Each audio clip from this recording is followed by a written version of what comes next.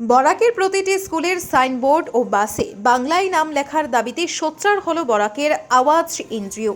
গ্রীষ্মকালীন ছুটির পরই সব স্কুলেই এই ব্যবস্থা চালুর দাবি জানিয়েছে বরাকের আওয়াজ। যারা এই দাবি মানবে না তাদের স্কুল বাস প্রতিরোধ করার হুমকি দিয়েছেন এনজিও কর্মকর্তারা।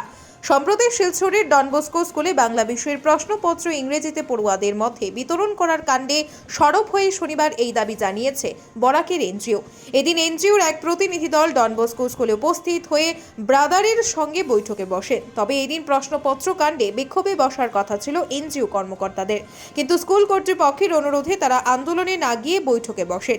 এনজিও কর্মকর্তা সৌমিত্র দত্ত রায় জানান, স্কুল ব্রাদারের সঙ্গে তারা সাফ জানিয়ে দিন যে আগামীতে জেনে ওই ধরনের ঘটনার পুনরাবৃত্তি না ঘটে। একই সঙ্গে তারা দাবি করেন স্কুলের সাইনবোর্ড ও বাসে ইংরেজির পাশাপাশি বাংলায় লেখা থাকতে হবে স্কুলের নাম। এ ব্যাপারে স্কুল পরিচালন কমিটির সঙ্গে আলোচনা করে বিহিত ব্যবস্থা নেওয়ার এনজিওকে আশ্বাস দিয়েছেন স্কুল ব্রাদার।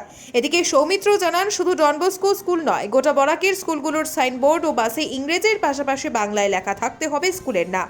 গ্রীষ্মকালীন ছুটির পর এই ব্যবস্থা নিতে হবে, নতুবা তারা স্কুলে অভিযান চালানোর পাশাপাশি স্কুল বাস প্রতিরোধে মাঠে নামবেন।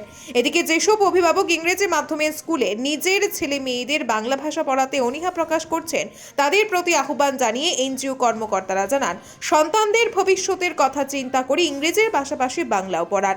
এনজিও ব্যাপারে ডনবস্কো স্কুলে এক স্মারকপত্র দিয়েছে।